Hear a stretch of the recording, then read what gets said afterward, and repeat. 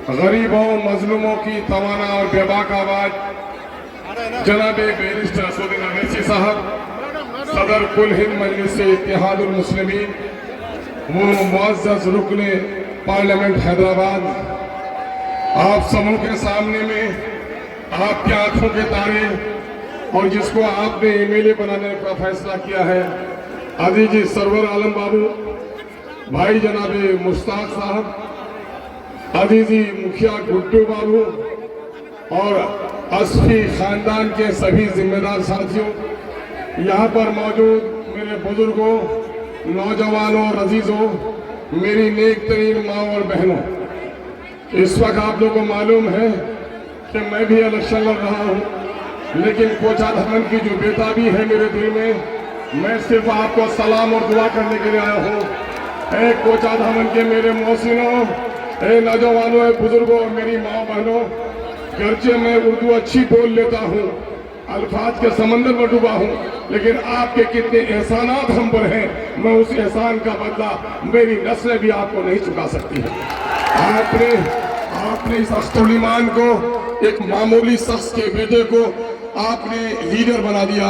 आपने अख्तरुल ईमान को एमएलए बनाकर न सिर्फ कोचा धमन की नुमाइंदगी की, बल्कि बैरिस्टर असदुद्दीन अवैसी साहब के दामन से रिश्ता जोड़कर आज पूरे बिहार की क़यादत का जिम्मेदारी। आज आपके सामने जो उम्मीदवार है वो सिर्फ सरवर ही नहीं है, बल्कि बैरिस्टर असदुद्दीन अवैसी और अख्तरुल ईमान भी इसके चेहरे के साथ शामिल है। मेरे भाइयों, बैरिस्टर बोलते हैं कि हैदराबाद के बाद जो सबसे अजीज जगह हमारे लिए है वो सीमांचल है, और सीमांचल की आवाज को पार्लियामेंट में यहाँ के किसी नेता ने नहीं उठाया, अगर उठाया तो बैरिस्टर असदुद्दीन अवैसी ने उठाया। मेरे भाइयों, आज जो लोग उम्मीदवार बनकर आए कौन लोग हैं, याद करो। मैं भाई जनाब हाजी इजहार अस्फी साहब को मुबारकबाद देता हूँ कि यहाँ की आवाम ने उसको जिताया, शाहनवाज ने उनको भटकाया, लेकिन वो आज अपने घर में लौट के आए, हमको गले लगा रहे हैं, हमारे बैरिस्टर को गले लगाए। एक एहसान कोचा धमन के लोगों, मैं अस्फी का कभी भूल नहीं सकता हूँ।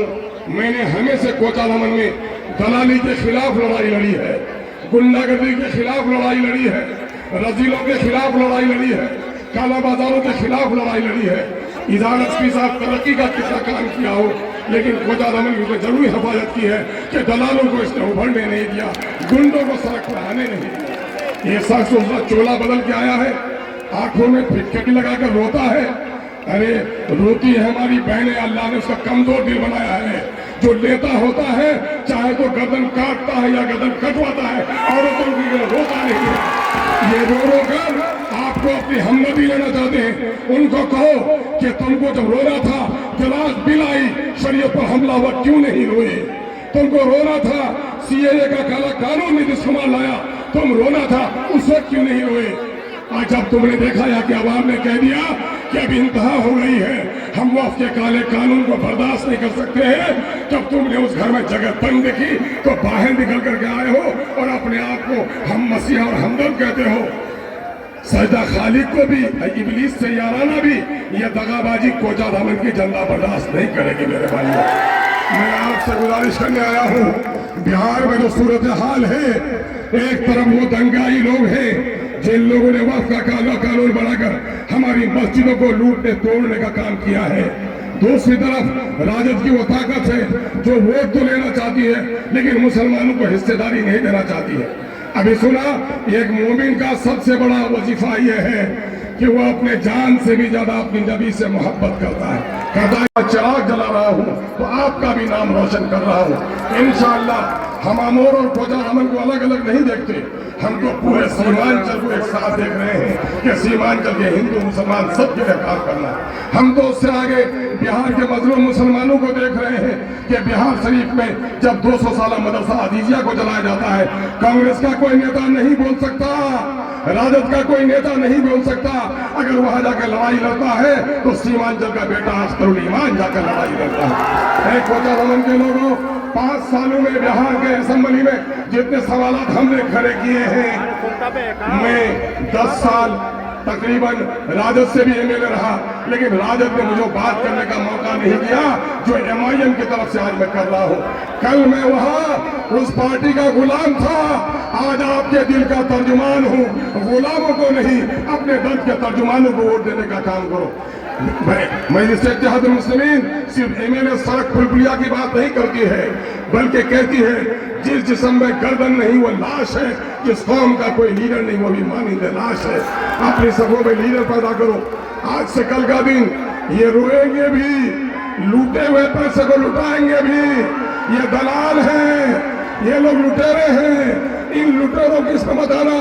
आज भी वो कान में कहता है अपने चेले चपाटी से, तुम फिक्र मत करो, बीजेपी का वोट मेरे साथ है। जान लो, जिसको बीजेपी से दोस्ती हो सकती है, मुसलमानों से कभी हमदर्दी नहीं हो सकती। ऐसे उठो, दुनिया के गरीबों को जगा दो, काखे उमरा के दरो दीवार हिला दो।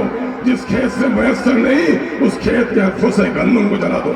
अख्तरुल ईमान ने मिली क़यादत करके आपका नाम रोशन किया है और 74% मुस्लिम आबादी से जदयू और भाजपा के टिकट पर जीतकर मुजाहिद ने आपको कलंकित किया है। दोबारा अपने आप को कलंकित नहीं करना है। सरवर आपका बेटा है, एक मामूली इंसान का बेटा है। इनको जिताइए और बैरिस्टर के बाजू को मत कीजिए।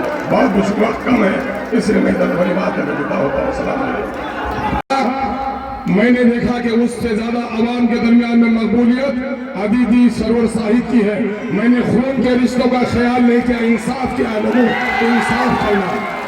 और एक दो बात सिर्फ, मेरा बड़ा मशहूर नारा था कोचाधन के लोगों, फूल नफरत का अपने चमन में खिलने नहीं देंगे, दलालों को नेता कभी हम बनने नहीं देंगे। आओ, नीतीश ने काला कानून बनाया कि नहीं? लालू ने ठगा की नहीं? तेजस्वी ने कहा था जीत जाऊंगा, हुकूमत बनेगी, सीमांचल डेवलपमेंट काउंसिल बनाऊंगा।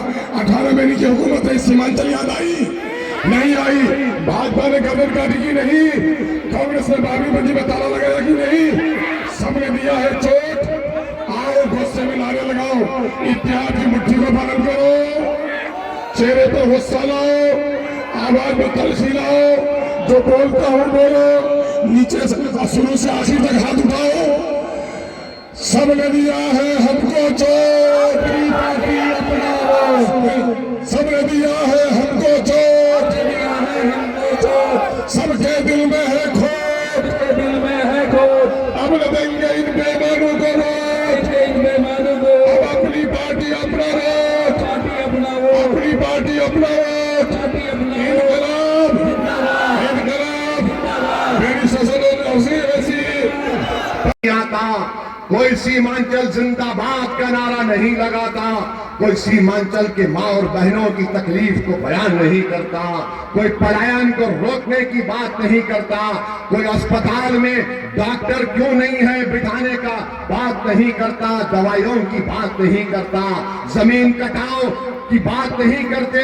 किसान परेशान है, बच्चे परेशान हैं, इन सब की बात ओवैसी करता है। तो मोदी भी आ गया सीमांचल को, अमित शाह भी आ गया, कांग्रेस के दोनों भाई बहन आ गए, तेजस्वी आ गया, सब आ गए।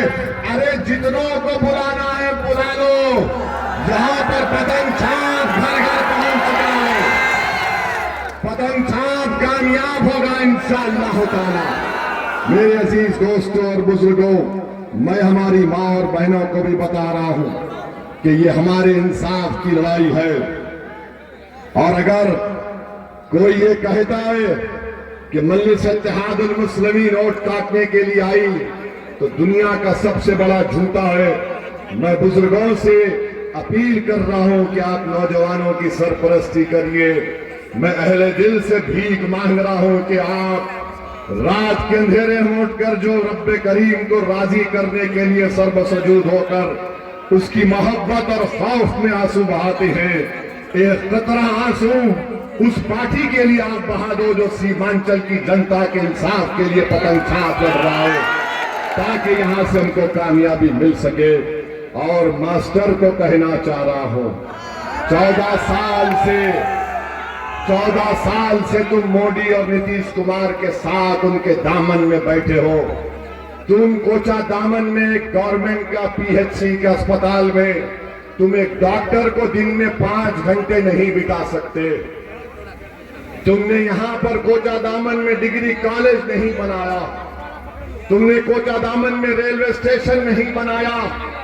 14 साल से तुम मोदी और नीतीश कुमार के साथ बैठकर चाय पी रहे हो, नहीं मालूम और क्या क्या खाते भी हो।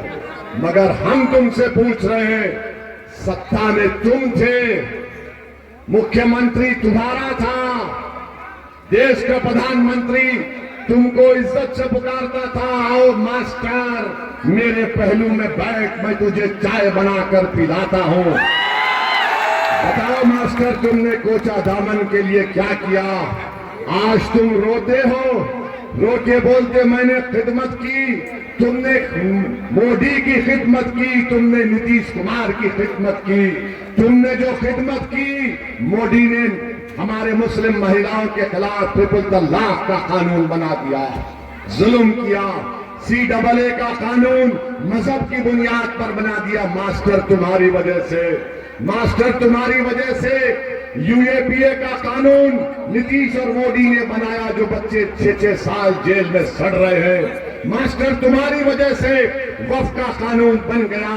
जब तुमने देख लिया कि अब जीतने का रास्ता नहीं है, तो अचानक कूद गया और राजद के पास चला गया। इजहार हस्बी के पीठ पर खंजर घोंपने का काम तेजस्वी यादव ने किया। कोचा दामन की जनता, इस धोखे को याद रखो जब तुम 11 तारीख को डालने जाओगे। और हम मास्टर से पूछना चाहते हैं, तुमने इंसाफ नहीं दिलाया, मगर कोचा दामन और सीमांचल की जनता से बताना चाह रहा हूं, याद रखो सोनता की जनता, पटना से इंसाफ नहीं मिलेगा, दिल्ली के बादशाह से इंसाफ नहीं मिलेगा, हैदराबाद से इंसाफ नहीं मिलेगा। इंसाफ मिलेगा जब तुम पतन छाप के सियासी क़यादत को सीमांचल में बनाओगे। इंसाफ मिलेगा जब तुम सरवर आलम को अपना नया विधायक बनाओगे। और तुमने कभी किसी को चाचा के नाम पर वोट दिया, कभी भतीजे के नाम पर वोट दिया, कभी कहा कि ये फुला का बेटा है, ये फुला का भतीजा है। आज हम तुमसे अपील कर रहे हैं कि तुमको और आपको और हमको सिर्फ सीमांचल के नाम पर पतन छाप को वोट देना है। क्या आप देंगे? इंशाअल्लाह। मेरे अजीज दोस्तों और बुजुर्गों, हम आपको बता रहे हैं, मजलिस की कामयाबी को रोकने के लिए बहुत से सर्कस के जोकर सीमांचल को भी आए, कोचा दामन को भी आए। ये सर्कस के जोकर हैं, अपना कर्तव्य करके चले जाते। तुम्हारा तुमने काम किया, सीमांचल की जनता 11 तारीख को पतन छाप को बटन दबाएगी। मेरे अजीज दोस्तों और बुजुर्गों, निफाक और इंतशार का शिकार मत होइए। याद रखिए, ये मास्टर इलेक्शन हारेगा इंशाअल्लाह ताला। और तैयार हो जाइए, मास्टर दोबारा नीतीश और मोदी के पास चला जाएगा, ये नहीं रुकेगा। इसको वोट डालने का मतलब ये भी डूबेगा और आपको भी डूबेगा। तो इसलिए मास्टर की इस कुलाटी मास्टर है, ये कहीं पर भी कुलाटी मार सकता है। और हम आपको बता रहे, हमारे सीमांचल के हिंदू भाइयों को बता रहे, मजलिस सीमांचल की लड़ाई लड़ रही है, क्षेत्र न्याय की लड़ाई लड़ रही है। आप इसमें हमारा साथ दीजिए। क्या भारत के संविधान में, नौजवानों तुम पढ़े लिखे हो, भारत के संविधान में दफा 38 उठाकर पढ़ो। दफा 38 कहती है कि लोगों में गुर्बत और नाइंसाफी को कम करना चाहिए, विकास होना चाहिए। ये भारत का संविधान की दफा 38 कहती है, 38(2). ये मजलिस काम कर रही है। मेरे अजीज दोस्तों और बुजुर्गों, आखिर में हम कहना चाहेंगे कि ईंट का जवाब पत्थर से नहीं होगा, ईंट का जवाब पत्थर से नहीं होगा, जिल्लत का जवाब पतन छाप को देकर होगा। जिल्लत का जवाब बोलो, जिल्लत का जवाब, नाइंसाफी का जवाब,